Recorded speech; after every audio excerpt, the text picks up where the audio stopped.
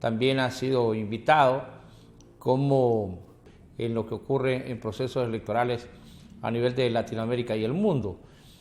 Sin duda que también actualmente es el secretario general del PNUD Socialdemócrata, un hombre con mucha experiencia, como lo he señalado, con una actitud de honestidad y honradez en los cargos que ha ocupado, y nos privilegia pues el hecho de tenerlo esta mañana para que hablemos de los procesos electorales internos, por todo esto que se está diciendo, por todo esto que está ocurriendo, por todo esto en el que nos quieren hacer creer que hay crisis, cuando sabemos que quienes manejan estos procesos electorales o que han querido manejar los procesos electorales son 3 partidos políticos que están impregnados de corrupción y ahora con ingredientes extras, porque hay en esos partidos corrupción, como siempre lo ha habido, pero ahora el otro ingrediente es el narcotráfico, y entonces esto pone los pelos de punta cuando se tiene que analizar lo que está ocurriendo en estas elecciones internas, que es para elegir las autoridades de los partidos que están en contienda, y también las elecciones primarias, que ahí es donde el hondureño debe tener mucho cuidado. Aquí es donde se cuelan estos delincuentes, aquí es donde se permite que se cuelen los que están cercanos a la criminalidad en Honduras, y ya nos lo va a explicar cuál es el mecanismo que utilizan estos perversos para poder colarse en estos cargos. Buen día, doctor don Denis Gómez, un gusto saludarlo esta mañana y poder compartir con ustedes este espacio. Es privilegiado para nosotros poder tenerlo esta mañana y que podamos hablar sobre estos temas que son de tanto interés para la población de Honduras, o deberían de ser de mucho interés, porque esta es la oportunidad para sacar a esas momias del Congreso Nacional que tienen años de estar ahí y que ningún beneficio le han reportado a la ciudadanía hondureña, pero también tener cuidado de que estos delincuentes no se puedan colar nuevamente en los procesos electorales. Es un gusto saludarlo y gracias por atender la invitación a que platiquemos sobre estos aspectos de lo que es la política hondureña. Licenciado Javier Aguilera, buen día a usted y buen día a la audiencia de El Sol de las Noticias por Canal 36, Cholusat Sur. Gracias por la deferencia de darnos este espacio para conversar en esta mañana sobre un tema que obviamente es de interés general y nacional, don Javier, como usted lo ha identificado. Y el primer término para que sea de interés nacional es, además de lo que usted menciona, de que hay que buscar quiénes son los hombres y mujeres más idóneos para pretender, y digo pretender porque hasta ahora han sido pretensiones nada más de gobernar un país, y cuando las pretensiones no se cumplen, entonces lo que hemos tenido son de gobierno, ¿verdad? El paralelo a este interés es que finalmente los comicios primarios e internos también son financiados con dinero del Estado. Esos fondos, esos impuestos que usted y yo y muchos ciudadanos en este país nos vemos obligados a tributar al Estado, y por lo tanto es de importancia supremamente nacional el tema. El proceso electoral interno de estos partidos, ¿ante qué realidad estamos? No se ha podido conformar el pleno del Consejo Nacional Electoral, pero como los hondureños ya conocemos cómo actúa el tradicionalismo en Honduras, esta es una jugada, ¿lo percibe usted así, como una jugada sucia que están haciendo estos partidos tradicionales? ¿O hay que darle algún grado de credibilidad y que es cierto que están enfermos, que no pueden que hay alguna motivación para que no se pueda conformar lo que es el pleno del Consejo Nacional Electoral? Bueno, don Javier, primero hay que atribuirle que todo el tema político electoral ha sido manejado, como usted lo identificó en la introducción, por 3 partidos políticos. Un partido longevo y centenario con su bancada total, un partido derivado y mutado de uno longevo y la facción de otro partido centenario. Estos señores se han atribuido con al menos 86 votos los derechos de autor sobre la eventual nueva ley electoral. Estos señores se están atribuyendo ser guardianes de la democracia, de la transparencia y de la integridad electoral, con su pretensión de que en las elecciones generales, lejos de que vayan ciudadanos, don Javier Aguilera, don Denis Gómez, no como representantes de un partido político, sino como ciudadanos, porque usted y yo, en primer lugar, somos ciudadanos con derechos y deberes, que en sustitución de ese ideal, de esa máxima ideal, entonces serán ellos mismos los que van a cuidar el proceso, mencionan. Son ellos los que han tomado la determinación de nombrar a las personas que ejercen los altos rangos en el ahora llamado Consejo Nacional Electoral y Tribunal de Justicia Electoral. Fueron esos 86 votos los que definen una ley especial para el tema de elecciones primarias, donde les dice que toda la reglamentación interna tiene que ser por unanimidad, coartando el derecho que tiene obviamente todo tipo de organización que está conformada de manera colegiada, de poder tomar decisiones o por unanimidad o por mayoría. Luego vienen todos estos supuestos que se han mencionado como crisis, pero los principales responsables, desde mi juicio muy particular, son los 86 votos que han servido para construir un supuesto proceso de elecciones profundas e históricas que a la fecha en la que nos encontramos en su programa, esas famosas reformas electorales profundas e históricas son tan reales, son tan verdaderas como que hoy estuviésemos hablando de un billete de 1000 lempiras, don Javier. Entonces, sumado a toda esta definición, y diría yo también un término médico que se llama la agenesia electoral. La agenesia no es más que la malformación del proceso electoral.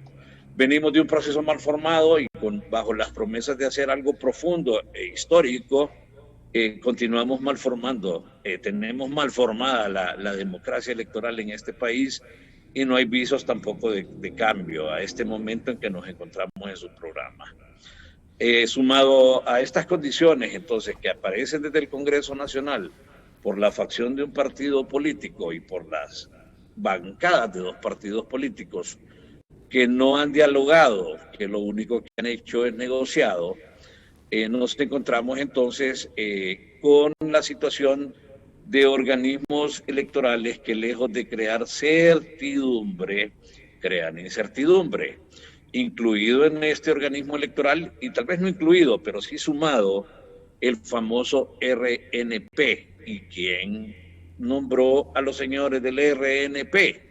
Los mismos 3 grupos que hemos mencionado ya en tercera ocasión, y por lo tanto, reitero, los visos de solución al conflicto político electoral que exacerbó en el 2017 todavía están lejos de cumplirse y todavía están obviamente lejos de ser solución. Después entramos a ese campo que usted ha mencionado también. Verdaderamente los magistrados se enfermaron. Yo tengo conocimiento de buena fuente que la cadena de contagio en el Consejo Nacional Electoral es alta. Hay una oficina donde hay 7 empleados que han sido apartados por condiciones de COVID-19. Lo cierto es que si la ausencia de la concejala o la consejera presidenta no fue real y fue ficción, es grave. y que ahora el impedimento y supuestamente el día de hoy se integra uno de los consejeros suplentes, y cuando empieza aquella situación, don Javier, de que cómo es posible que vamos a estar 4-1 en la votación, esa es una ficción de queja. ¿Por qué? No es real. Porque las negociaciones que hicieron para nombrar a las personas que están ahí, para conseguir los 86 votos mínimos, tenían establecido de que eventualmente iban a ir 4-1, diciendo que los dos consejeros suplentes se iban a sumar al partido de gobierno eventualmente, y que la facción del Partido Liberal de igual manera. Entonces, lo complicado de todo esto, don Javier, es que, reitero, lejos de crear certidumbre el proceso primario. ¿Y por qué es importante el proceso primario? Porque partidos como Nueva Ruta y como el PINU, Socialdemócrata, todos fuimos convocados para elecciones primarias. El proceso electoral hondureño solamente es uno y se compone de 2 etapas, la primaria e interna y la general. Y lo bueno que pueda suceder en este proceso primario debe repetirse para el general, porque es la base. Pero también lo que no sea correcto en este proceso electoral primario, hay que correr inmediatamente a reclamar para que se componga. Le pongo un ejemplo para cerrar el segmento. El famoso Censo Nacional Electoral. Yo le invito a usted, como representante de su partido político, a que inmediatamente cierre el proceso el próximo 15, cierre en el sentido de la votación, porque la ley electoral vigente dice que el Censo Nacional Electoral provisional para las generales va a comenzar el día después de la elección. Su partido se una a una serie de 4 partidos más, pero también de 11 partidos más eventualmente, a exigir una auditoría internacional del Censo Nacional Electoral como promesa incumplida, en primer lugar, de un proyecto que se llama Identifícate, que ha sido avalado por el Programa de las Naciones Unidas y que ha entregado un Censo Nacional Electoral con mayores inconsistencias a las que prometieron.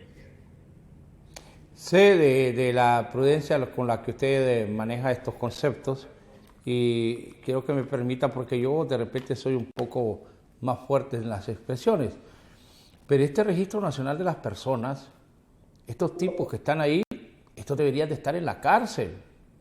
Ese Oscar Rivera, hay denuncias claras y contundentes que dicen que él estaba transando para hacer negocios, exigiéndole dinero a una de las personas contratadas para irle a entregar dinero a un activista. Eso fue de público conocimiento. El señor Roberto Brevé y el otro, Rolando Catán, han dejado muchas dudas de que no están actuando de manera correcta y son inmorales porque prometieron hacer un trabajo que el día de hoy hasta los mismos amigos de ellos, los 3 partidos que los pusieron ahí, están llenos de vergüenza de tener a estos individuos representando en el Registro Nacional de las Personas. Y lamentablemente solo vemos a la identidad como la posibilidad de que la gente participe en la política, pero este es un tema de seguridad nacional, este es un tema que está directamente relacionado con el ciudadano en todas las actividades de la vida. Y estos individuos trafican con estas cosas. Esos deberían de salir enchachados ahí del Registro Nacional de las Personas. No sé si usted comparte el criterio, pero me parece que ya se pasaron de la raya. Estos se pasaron de la raya y los han mantenido estos grupos de poder porque son complacientes a los deseos de ellos. No sé si esto fue planificado con el objetivo de justificar que 1 millón de hondureños no fueron a las elecciones internas porque no tenían la identidad. Porque esto también, hay que decirlo, el desencanto que tienen los integrantes de estos partidos por no ir a la urna. Entonces van a justificar que 1.600.000 no fueron y que el COVID es el otro problema, porque no siento que hay ánimo y entusiasmo en estos tres partidos políticos por parte de la base en ir a la urna? Bueno, don Javier, es interesante lo que usted menciona. Primero, es un tema, voy a comenzar por el segundo que le iba a decir. Completamente de acuerdo, y lo hemos platicado en programas anteriores. El tema del nuevo documento de identificación nacional es un tema primero del derecho a la nacionalidad y al nombre que usted y yo y nuestra descendencia y de más población hondureña tiene como derecho. Es un documento de seguridad nacional al que se le presta poca atención desde ese ámbito, porque lamentablemente en el país prima lo político y no lo técnico. Entonces, siendo un documento de interés nacional para la seguridad, viene el otro tema político. Mire qué curioso que desde el Congreso Nacional de la República y producto de el descalabro del proceso electoral del 2017, que para mí fue una sumatoria, don Javier, fue una sumatoria de situaciones que venían de procesos atrás, pero que se exacerbó, se desbordó en el 2017. Curiosamente, el ente registral fue el único que intervienen, pero no intervinieron el Tribunal Supremo Electoral. Y entonces empieza en el 2018 el famoso proyecto, empiezan a vender una serie de situaciones, que iba a costar 50 millones, que el país solo tenía que poner 10 millones y que 40 millones eran del Banco Mundial y una organización que no recuerdo en este momento, pero era cooperación. Y entonces que había una suma de dinero para el nuevo documento de identificación, que era identificar 6.1 millones de personas, que iba a comenzar un proceso de identificación de menores, que es un proyecto que lleva años en la discusión, pero no hay decisión política, y que había todo un mecanismo de reemplazo para el tema de de esa tarjeta blanca, que es la que usted y yo tenemos y que el próximo 15 de mayo finalmente pasará a mejor vida. Entonces,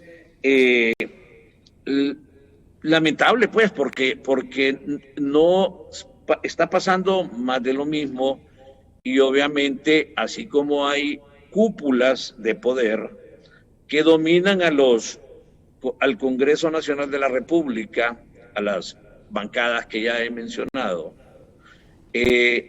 pues no han tomado ninguna acción concreta en el sentido de ver cómo obligan a mejorar ese RNP, y probablemente una de las soluciones sea suspender a todos y regresarlos a su casa y ver qué novedad se hace.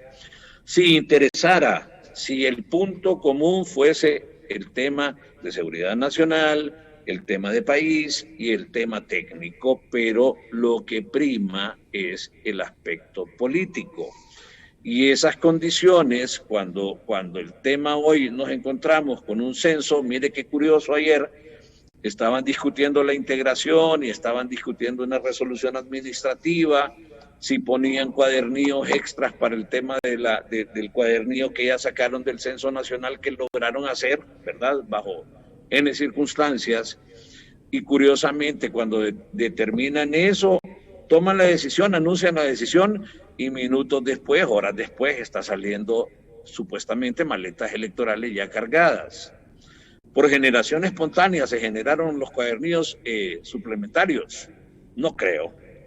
Y usted mencionaba una palabra interesante. A esto lo agarró a la gente de imprevisto, tampoco creo. Comparecí en un programa como el suyo, en otro canal, con una persona que decía, no nos dimos cuenta los partidos a qué hora fue, cómo no se van a dar cuenta si en el RNP tienen un representante. Y los representantes dijeron que con que usted o yo viniésemos y presentáramos en su momento no me gusta usar esa palabra a mí, enrolamiento, entrecomillado lo voy a poner, que mientras usted y yo se enrolara, porque también enrolar tiene otra acepción que probablemente tenga sentido hoy que estamos hablando, entonces que con solo presentar mi recibo de energía eléctrica me cambiaban de centro de votación. A mí no me afecta el cambio de centro de votación, le cuento. Voy a votar más cerca de lo que votaba antes, donde estoy en este momento viviendo. Pero hay personas que de manera inconsulta, bueno, a todos, no nos preguntaron, ¿lo vamos a cambiar de centro de votación?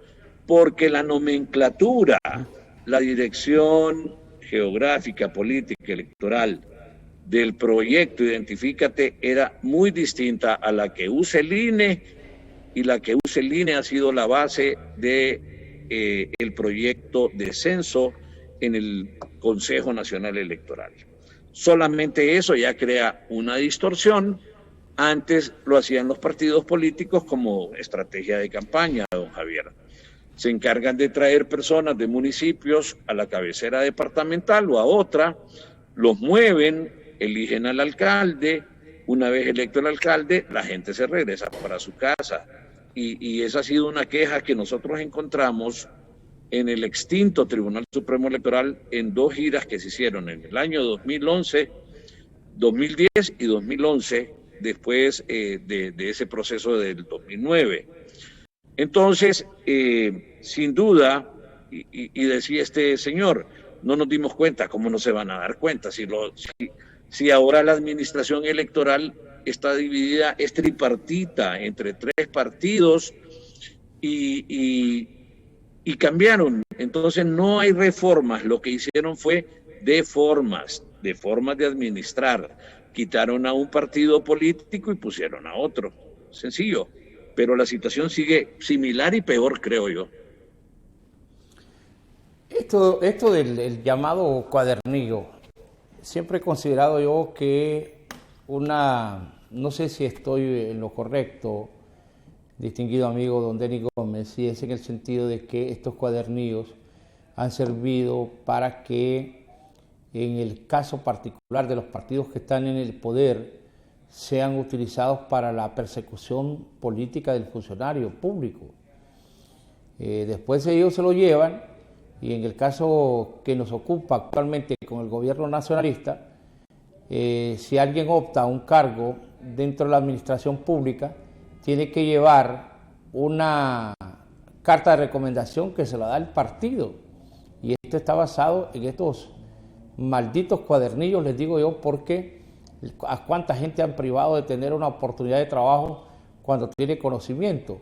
Pero yo quiero que me explique, ¿es correcto que a estas alturas, porque lo están solicitando libre, están diciendo que este cuadernillo tiene que ir, el Partido Nacional ha salido también a reclamar que este cuadernillo tiene que ir para que anoten a las personas que no están dentro del censo electoral? Y después dicen de que se anote ahí, van a ir a buscarlo, a ver si lo encuentran, a ver si esta persona no votó varias veces. El riesgo en esto de los cuadernillos y el hecho de que se va a poder votar con las 2 identidades si es que el registro logra entregar esas tarjetas, las nuevas tarjetas de identidad en estos días que faltan para ir al proceso electoral interno de estos partidos. Bien, primero le voy a comentar cuál fue la propuesta que el PNUD hizo, y todavía ayer la refrescamos. Ante esa situación, la propuesta del PNUD fue, obviamente, una propuesta pública, pero que a nivel político los 86 votos, ni tampoco los partidos que se consideran mayoritarios lo toman. La propuesta era utilizar el Censo Nacional del 2017, inmediatamente el día de la elección, a este censo cruzar los nuevos votantes, que son alrededor de 500,000, 600,000, porque en noviembre tendremos un promedio de 700,000, 800,000 nuevos votantes. Estas son las personas que por primera vez tramitan su documento de identificación nacional, por ejemplo. NDI, sí.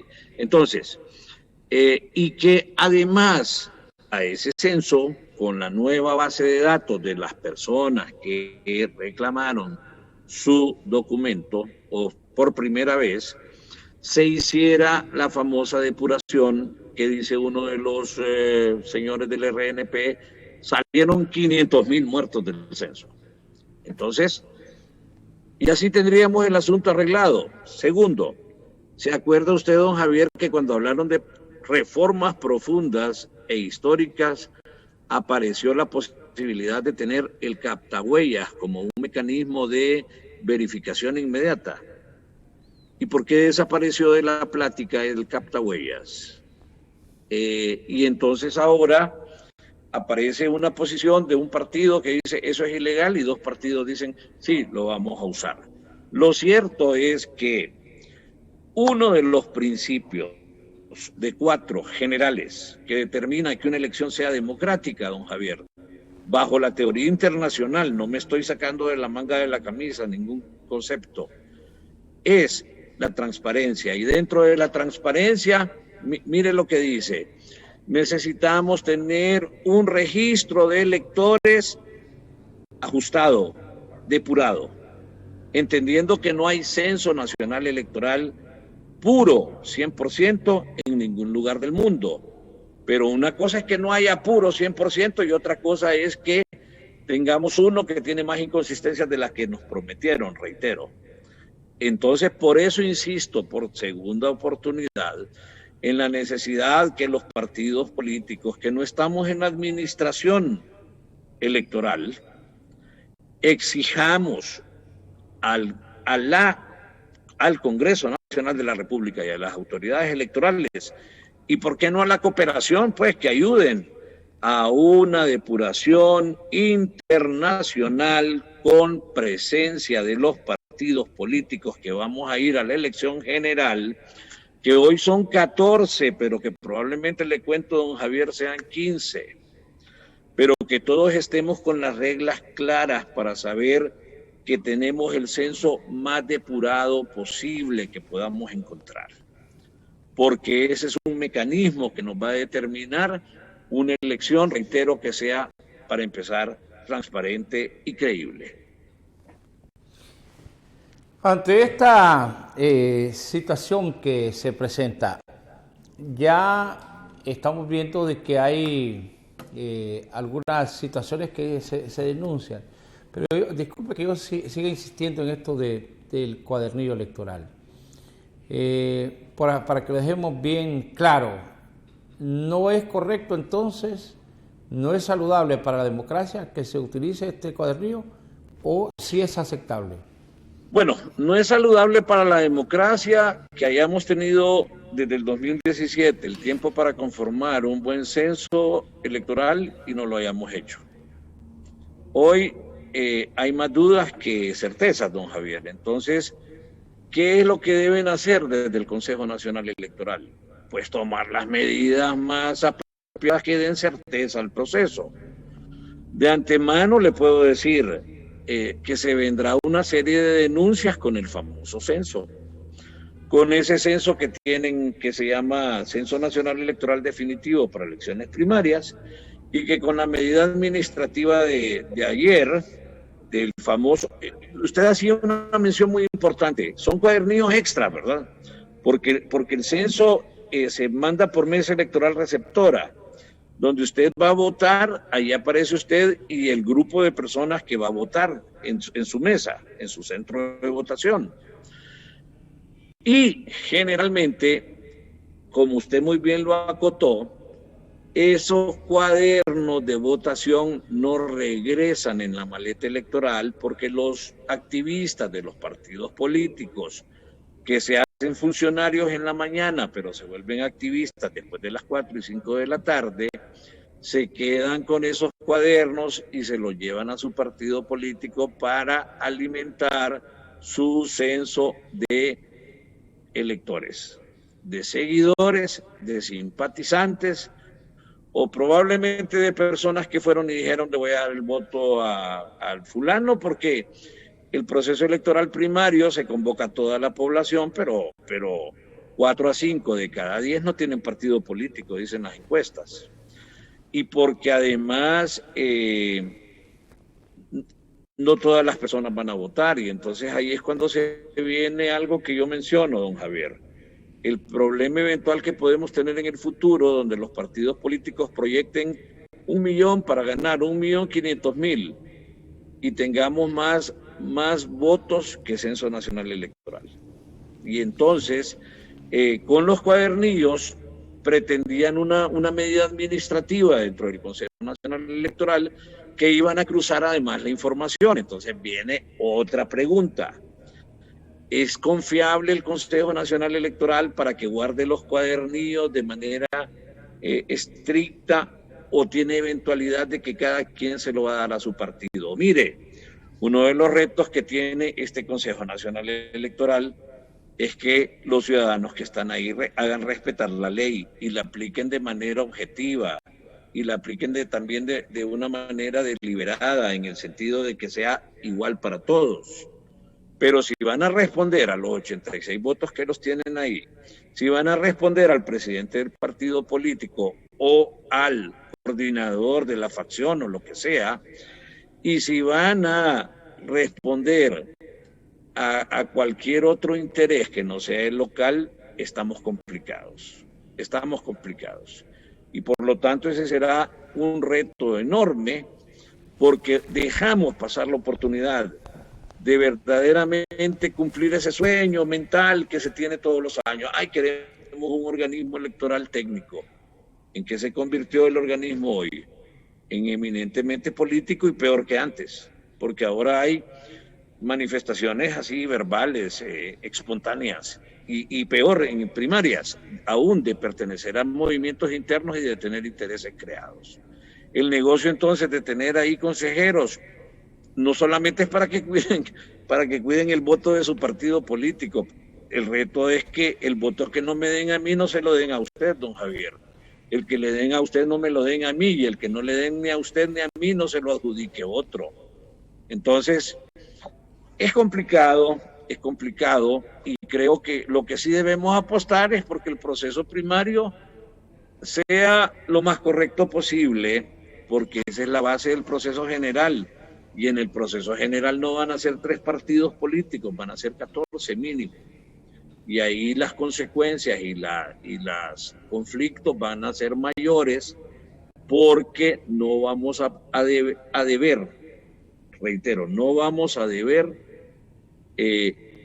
dejar pasar una serie de arbitrariedades que desde los partidos políticos se pueden cometer en el Consejo Nacional Electoral, en el Tribunal de Justicia Electoral eventualmente, y a ver cómo se enmienda el tema del RNP, porque no cumplieron con las expectativas que ellos mismos crearon, y lo curioso es que han sido avalados a ultranza por un organismo electoral que al final de cuentas lo que cobra es un porcentaje por el manejo de los fondos, ¿verdad?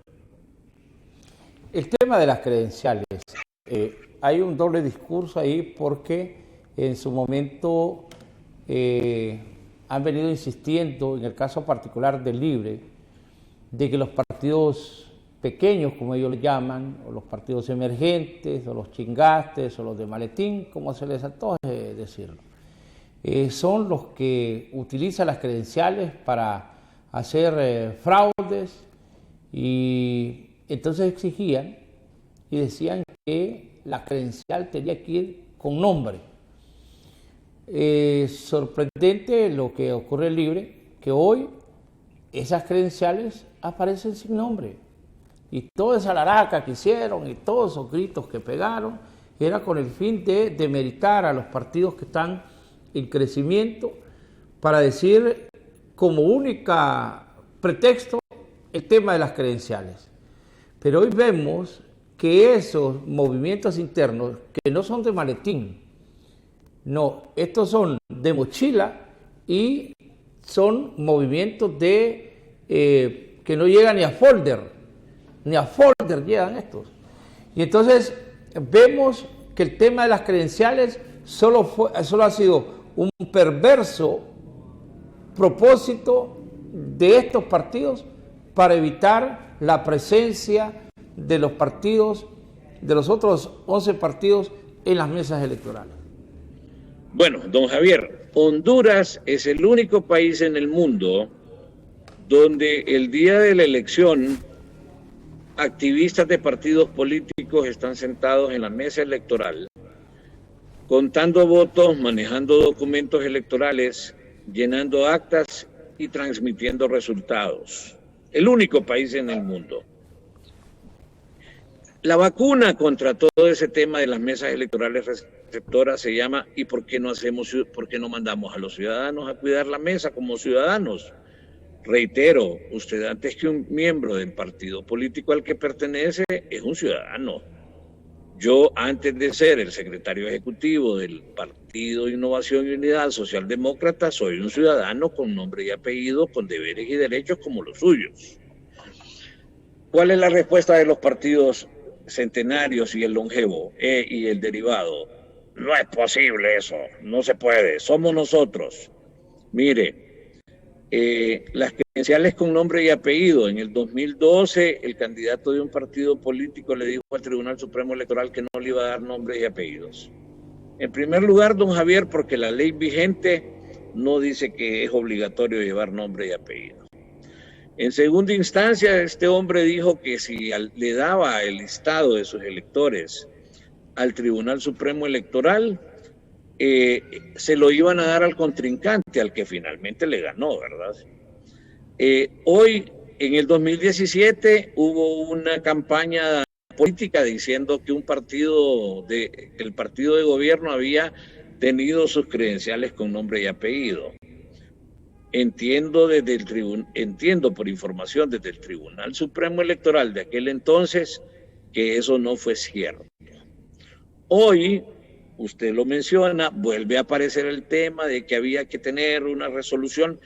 Una resolución administrativa no puede estar encima de la ley, ni debe estar, ni está.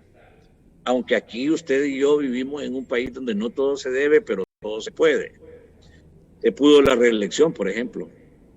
No se debió la reelección, pero se pudo. Entonces, en ese tema, pasaron a la discusión y que un grupo sí, que otro no. Y entiendo yo que el partido que estaba promoviendo eso con su representante en el Consejo Nacional Electoral, después que dos partidos dijeron que no iban a dar sus nombres, incluso en uno, el que se pregona que es más de avanzada, tres de sus movimientos dijeron, no, el día que yo entregué la lista de mi gente que me va a cuidar la mesa, pierdo el movimiento, porque me lo van a comprar, porque me lo van a extorsionar, en fin, cuántos otros epítetos podemos usar. Entonces, ¿qué es lo que se avisora? Revise la ley electoral esta, que le falta un cuarto para que la aprueben. Los partidos políticos están atribuyendo que ellos mismos van a cuidar las mesas, los tres que están hoy en primarias. Esperemos que en estas no hayan denuncias de utilizar helio electoral en las urnas, don Javier. Y hablamos después, ojalá yo me equivoque.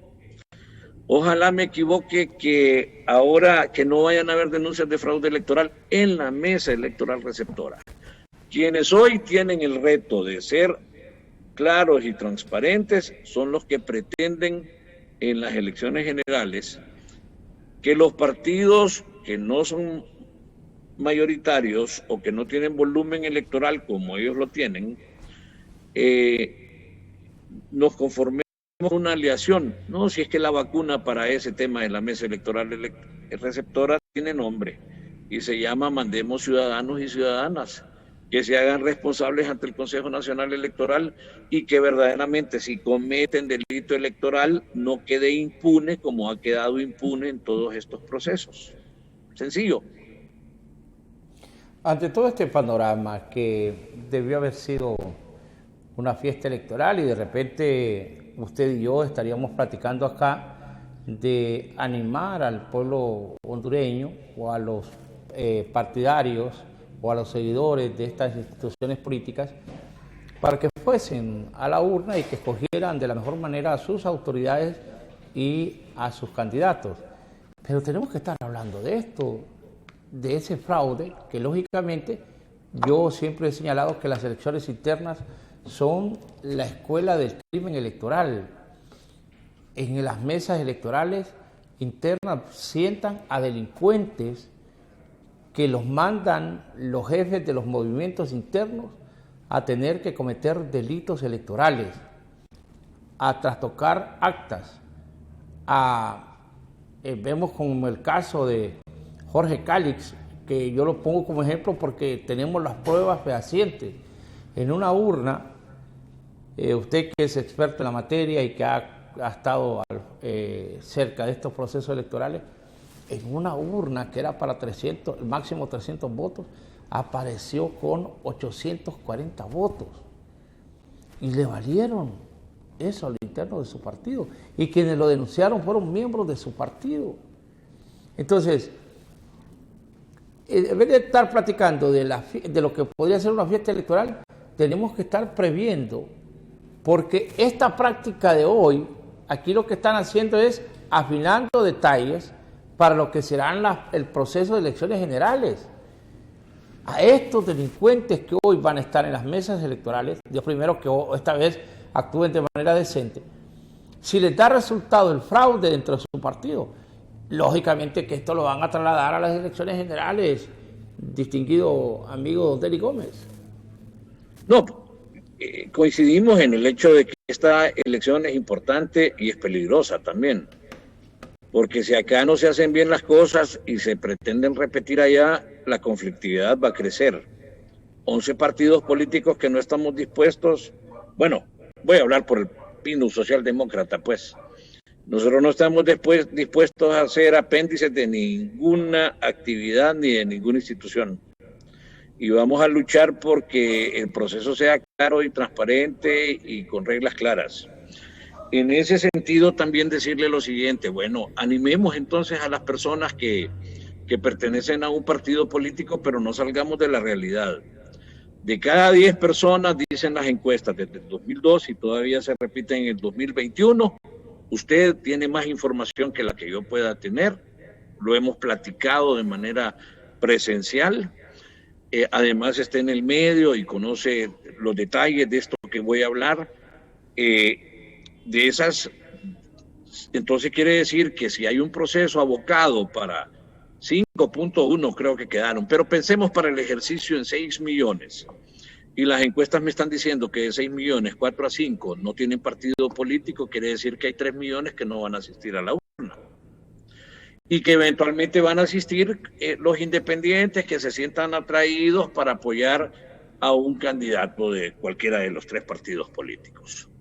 Llamar a la ciudadanía para recordar que en este camino político, lejos de lo que nos ha venido vendiendo en los últimos años, las conductas autoritarias, usted y yo no somos del mismo partido político, pero no somos enemigos. Somos contrarios políticos, no enemigos.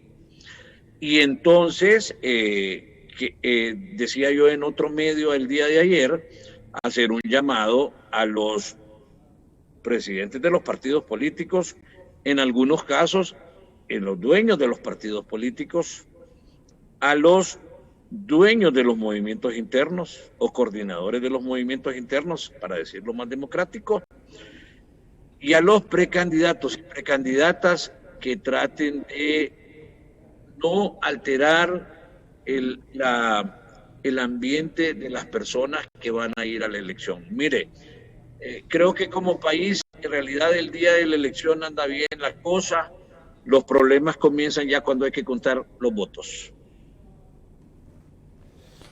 En otros temas nos apartamos un poco de lo que es el tema eminentemente electoral. Ayer el Partido Liberal de Honduras ha enviado una carta, una nota a la Organización de Estados Americanos donde están solicitando que en Honduras se aplique la Carta democrática. ¿Perdón? La Carta Democrática. Sí, la Carta Democrática. Gracias. Entonces, ¿hasta qué punto los hondureños seguimos viendo que en el exterior es donde nos van a solucionar los problemas? ¿Es saludable para la democracia el pedir que la Organización de Estados Americanos intervenga de esta manera cuando hemos conocido en el pasado que cualquier intervención de la OEA en cualquier país de Latinoamérica lo que ha provocado es mayor conflicto, mayor confrontación, y no es cierto que esos países se han estabilizado.